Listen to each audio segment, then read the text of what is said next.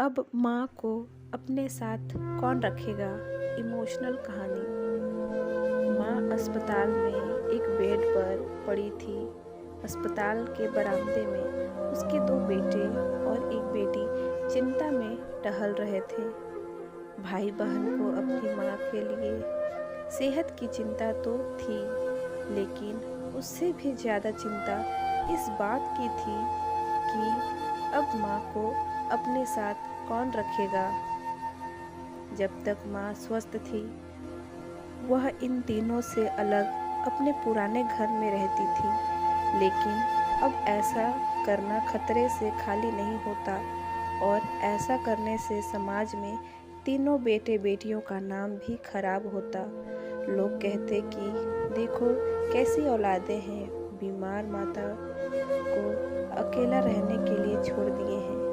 1 घंटे से बिना कोई बातचीत किए वह तीनों अपने अपने विचारों में खोए हुए थे। फिर बहन ने चुप्पी तोड़ते हुए अपने बड़े भाई की तरफ देखते हुए कहा, भैया आप बड़े हैं, इसलिए आपका कर्तव्य है कि माँ को ज़रूरत के समय आप रखें और उनकी देखभाल करें। छोटी बहन की बात सुनकर बड़े भाई ने पहले अपनी पत्नी की ओर देखा और बोला, मैं इस बात से बिल्कुल इनकार नहीं करता कि बड़े होने के नाते मेरा माँ की देखभाल करने का कर्तव्य है, लेकिन तुम तो जानती ही हो कि मैं और तुम्हारी भाभी दोनों ही जॉब करते हैं। ऐसी हालत में माँ के साथ किसी न किसी को हर वक्त उनकी देखभाल करने के लिए उनके साथ रहना पड़ेगा, जो हमारे लिए मुश्किल हो जाएगा।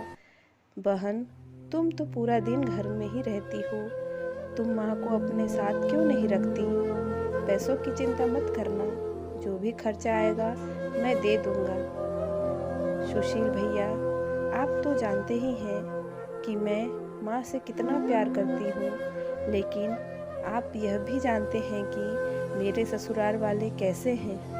मैं यह बिल्कुल बर्दाश्त नहीं कर पाऊँगी कि कोई मेरी माँ और मेरे भाइयों को भला बुरा कहे, इसलिए अच्छा यही होगा कि माँ को अनिल भाई के यहाँ रखा जाए। बड़े भाई सुशील ने भी छोटे भाई अनिल के यहाँ माँ को रखने की सहमति जताई।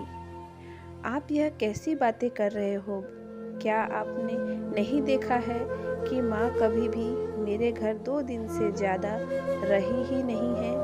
उसका मेरे यहाँ मन लगता ही नहीं है, फिर कैसे वह इतने दिन मेरे घर रह पाएगी। छोटे भाई ने अपनी असहमति जताते हुए कहा।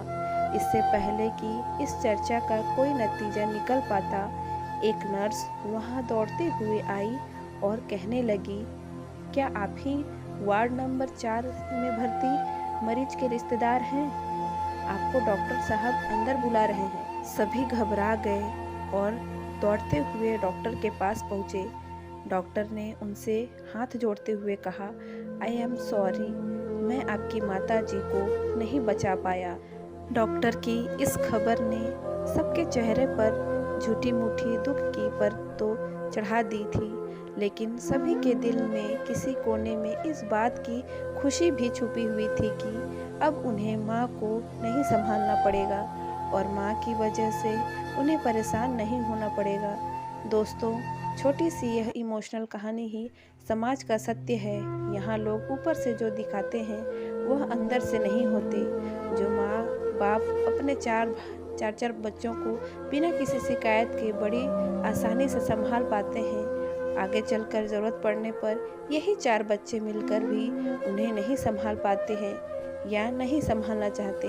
दोस्तों, इस कहानी से आपको क्या सीख मिली हमें कमेंट बॉक्स पर ज़रूर बताएं, और अगर ये स्टोरी अच्छी लगी हो तो प्लीज़ वीडियो को लाइक करें, शेयर करें एंड सब्सक्राइब करें। Thank you.